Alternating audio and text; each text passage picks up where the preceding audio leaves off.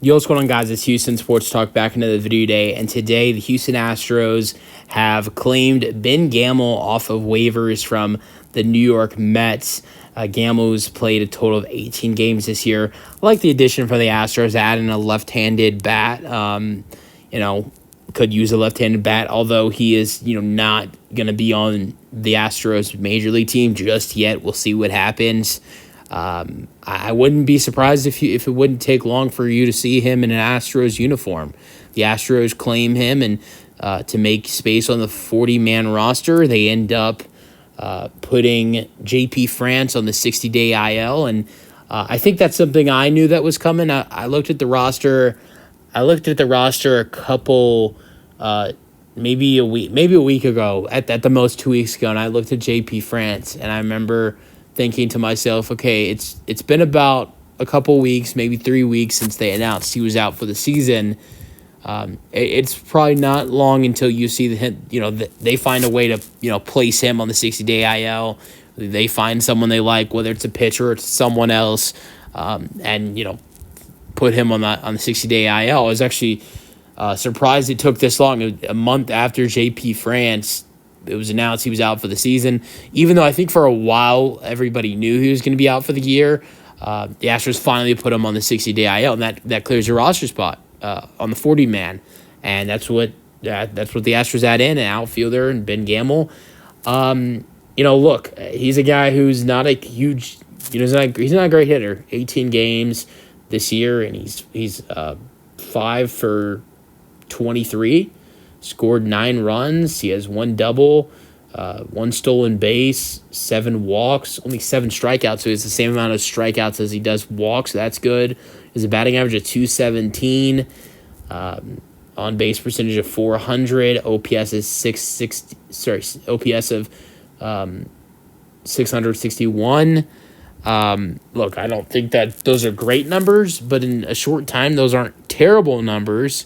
Number one, I like the fact that, for starters, he has the same amount of walks as strikeouts, so that's a great start with things. Also, stole a bag as well, and has shown some power. Has a double, and only 23 at bats. 5 for 23 is not terrible. It's not good, but it's not terrible. In a limited showcase of only 23 at bats, 5 for 23 isn't terrible. Look, if it was a 217 batting average and he was playing a bunch for the New York Mets, it'd be terrible. But it's only 18 games and 23 at bats, going 5 for 23. So that's not terrible if you look at it in that way. And there are guys on the Astros active roster right now that I think could be potentially doing better than him. I'm not gonna say that Ben Gamel could do better than Chas McCormick, although I think that might be true, because I want to still believe in Chas McCormick, because I really have been hard on Chas McCormick this year because of his struggles, until last night when I saw something on social media that he said that this has really been killing him. It really has. It's not this struggles on the field is not just taking a toll on him on the baseball field and in the clubhouse. He said he's having a hard time smiling, and when a guy's killing himself like that because of his struggles on the baseball field, it really makes you as just me and myself, I feel terrible being hard on him after having struggling performances, knowing this is really killing him. Now, obviously, just because a guy's having a hard time about it, you going to give him a pass? No. But it makes me want to root for him to get out of this slump even more. To be honest, recently, with how bad he struggled, haven't really cared recently for him to get out of it. I've lost hope for him to get out of the slump he's in. Really have lost all hope. But, now I want to see him get out of it with the way he is, the way this is not the way it's just making him struggle in the baseball field, making him struggle with everything. And you can just see it's killing him. And so I'm not gonna say that Ben Gamel could do a better job than Chas McCormick, but there's somebody else on this roster that I think he could do a better job than, and that's Trey Cabbage. Trey Cabbage has been horrendous. He's only had like 3 or 4 at-bats back with the Astros and 3 strikeouts. Not a huge fan of Trey Cabbage. I think he does some solid things in the outfield, makes some solid plays. But at the same time, a lot of people can do that. He really made one solid play in Seattle. He had a really nice catch against Julio Rodriguez. I think he's made some other solid plays, but that was the really only play he's made in the outfield was like a legit great or good play by him. Now he's made some other plays in the outfield were good plays, solid plays, but obviously you don't want to have someone. There are already a couple of guys that play because they're good defense and not great bats. Jake Myers, great defensive player. You want him in the lineup because of how great he is in center field. Just robbed a home run the other night. But at the plate, he's not that great. He hasn't been that great recently. If you look outside of May, he's had a terrible season. But at the same time, he's still really valuable at center field with his defense. Another guy, think about Chas McCormick. Back to Chas. Not a bad defender at all. Not as good as Jake Myers, but he's not a bad defender.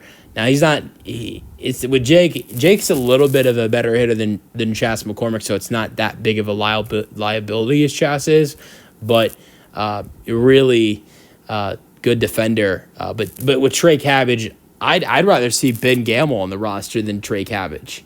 I seriously would, because one thing is it brings another left-handed batter to the active roster, and it gives someone else a shot. When you have guys struggling, you want to give more guys a shot. When the Astros had a bunch of infielders struggling, they bring up guys like Shea Whitcomb and Zach DeZenzo, give them the chances. Both of those guys have been pretty solid to start off their rookie careers. Obviously, you can't really or haven't tried to move them in the outfield.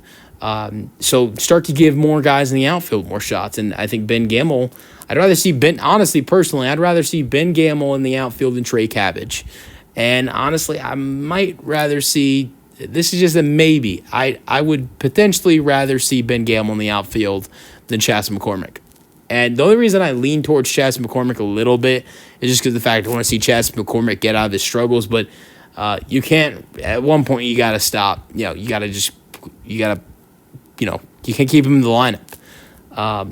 But Gamel in the last 2 years has not played a lot. He's only played 24 games in the last 2 years, 45 plate appearances in the last 2 years. In 2023, in 6 games, he had 15 at-bats. He went 3 for 15. His batting average is 200. Now, but if you look at seasons where he's getting a good sample size, 2022, 115 games, 371 at-bats, 86 hits, 20 doubles, 2 triples, 9 home runs, 46 RBIs, 48 walks, 98 strikeouts, batting average of 232, OPS is 693. 2021, Cleveland and Pittsburgh, 122 games, 400 plate appearances, 340 at-bats, 43 runs scored, 84 hits, 18 doubles, 3 triples, 8 home runs, 26 RBIs, 3 stolen bases, 51 walks, 100 strikeouts, batting average was 247. Then you want to go to 2020, 40 games. 2020, batting average was 237 with a total of 10 RBIs and a total of 40 games. 2019 is the last season. I'll go over 134 games in 2019.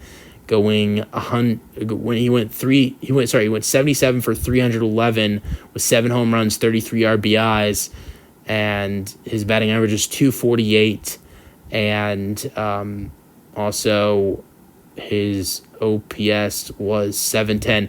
And then I know I said that was the last season to go over, but in 2017, 2018, played for the rival Seattle Mariners. And in 2 seasons with the Mariners, 2018 with Seattle, played 101 games with Seattle and had a batting average of 272. And then 2017 with the Mariners, batting average of 275. So two seasons with the Mariners, playing over 100 games in both seasons, playing 235 games. In those 2 seasons, batting average was both seasons were over 270, 272 and 275. So that's a long time ago, but if you look at it, when he plays a lot, he does play pretty good, and I'd rather have that than Trey Cabbage or probably Chas McCormick right now. But there are guys in the outfield like Mauricio Dubon, who's playing really good, I'd rather see Dubon in the outfield than Gamel. I'd rather see Jake Myers in the outfield than Gamel. But he's not a bad option in right field or left field if you want to put Dubon in right and Gamel at left. He's not a bad option over Trey Cabbage or Chas McCormick right now with those two guys struggling. Let me know your thoughts on the Astros claiming Ben Gamel and potentially bringing him up to the big club. Let me know your thoughts in the comment section, and peace out.